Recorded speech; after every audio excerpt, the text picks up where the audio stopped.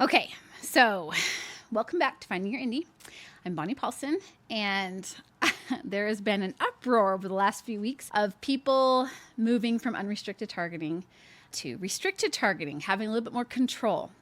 I've heard and seen people talking about Facebook ads and talking about how the most important parts of your ads is the creatives as well as your landing pages, which I'm not going to say that those aren't important. Those are very, very important. I've also had a lot of authors coming to me because other people that have been saying things have been working for the last, say, 8 months to a year. They're wrong. Now that they're making all these changes and things aren't working for them now. That is ultimately what my PSA was about. Okay, so we're going to revisit this just for a little bit, just because it's the weekend, and I'm just going to take a few minutes to discuss this with you and to make sure that we are very clear on what the fundamental basics are of advertising and why you need to understand them. Okay. Number one, some people are like, okay, now we're going into more controlled things. It doesn't matter what platform you're on. And we just had this conversation with HiveMind, so forgive me. I feel like I might be a little bit redundant, even though I haven't had the discussion here. I had this with my HiveMind group. Ultimately, the one thing that people are like getting stuck on is they're like, well, I need my audience in Facebook to be a certain thing, but you don't. What you need to understand, and this is the most important part of advertising on any level. I don't care where you're at. I don't care if you're BookBub. I don't care if you're over on TikTok, Snapchat, Amazon. I do not care where you're advertising. Okay? Seriously, it doesn't matter. Your audience is the most important part of your advertising. And this is the hill that I will die on. Okay? This is literally the hill I'm going to die on. Your creatives could suck, and you still, if you have the correct audience, you still will do well, or could do well. Like, you potentially could do well, right? Like, your images don't have to be spot on. Your primary text does not have to be spot on. You could have something as simple as free in KU for your headline text for your ad. And because of the targeting, because your audience is correct, you will do well. You're not scaling up at that point, but you're going to do something. Okay. You're going to know. And then that's when you're like, okay, my audience is correct. Therefore, I can start to mess around with my other testing, like your creatives and stuff.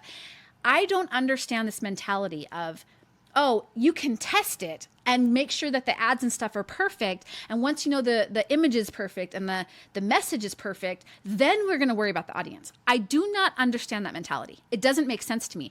Because the message that you're going to give to someone who reads history should be different than someone who reads sci-fi, okay? And they should be different messages. So if you've been tailoring all of your messaging for this historical audience because you used to write historical books, so Facebook has this algorithm and this audience built in for that in your page and in your pixel activity and everything.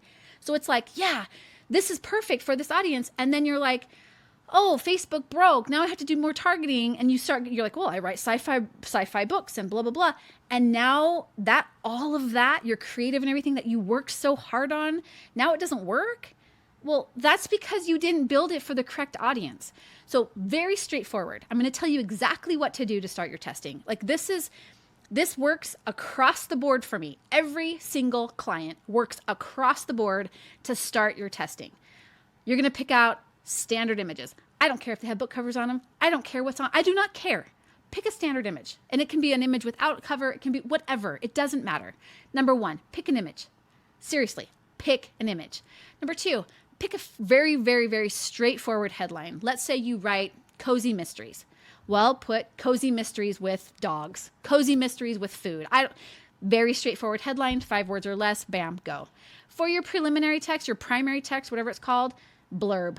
Just your blurb. Make sure you have white space. Blurb. It's going to be your blurb for your book. That's literally going to be it. You can put KU in the description. You can put read now, available in Kindle Unlimited. You can put buy on all. I mean, all of that stuff is rudimentary pieces that aren't as important as what we just covered. Like fast, bam, done. If you know your audience, that right there, when they click, and I keep hitting my microphone, sorry. When you click on that, when they see that, the reader will either say yes or no, right then, yes or no. Then they're going to go to the landing page, and guess what? It's the same. It's the same experience as what was on the ad. So right there, you have just removed friction. Yeah, I already read the blurb. I'm going to go over here. Got the book. Done. Perfect.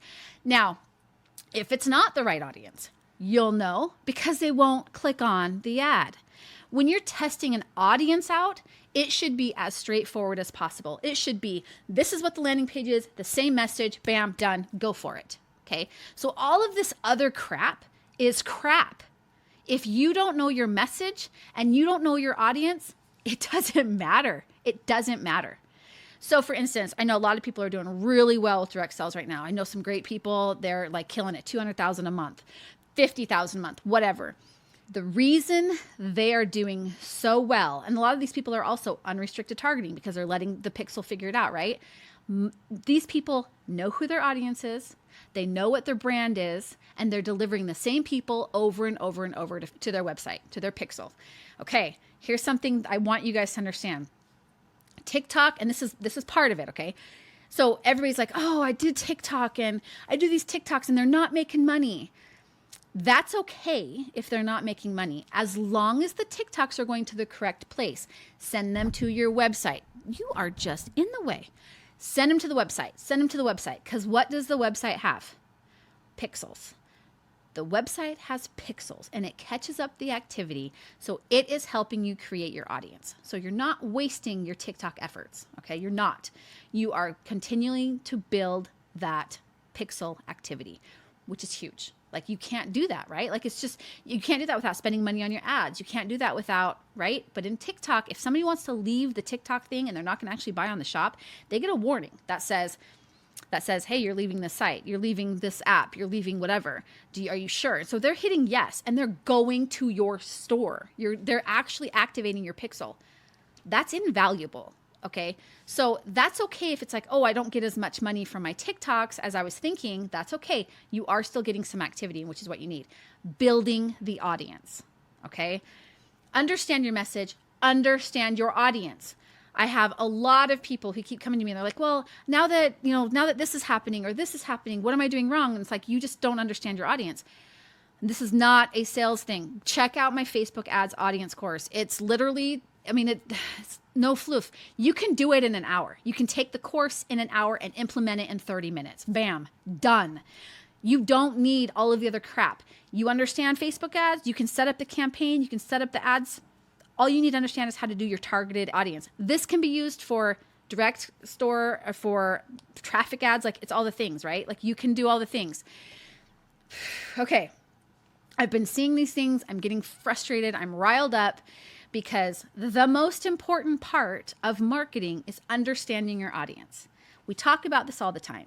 It is not necessarily the message. You'll get there. You will get there. Your message needs to be refined.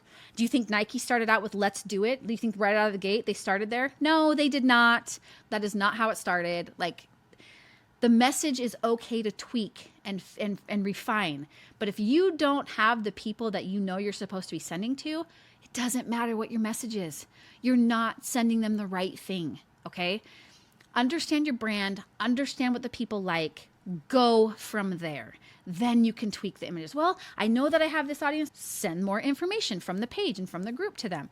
It's all a cycle, dude. It's all a cycle. There's a lot of things in place right now, a lot of moving parts. Facebook can change whatever they want. If you know your audience and Facebook shuts down, you can take that knowledge of your audience and you can go to Snapchat, or you can go to Google Ads, or you can go to BookBub, or you can go to TikTok ads.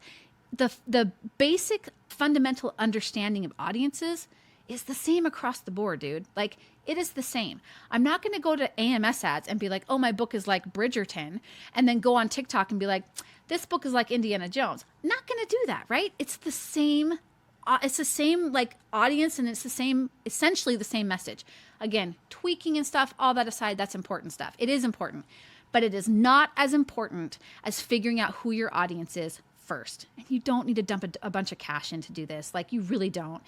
Do not give Facebook control. Do not give the AIs the control of understanding who your audience is, because your message might be perfect, might be spot on, but because you're sending to the wrong audience, it's not working.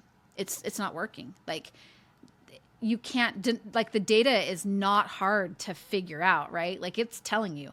But if you know for a fact that your audience is right, the whole world opens up to you. Like there's so much you can do with that.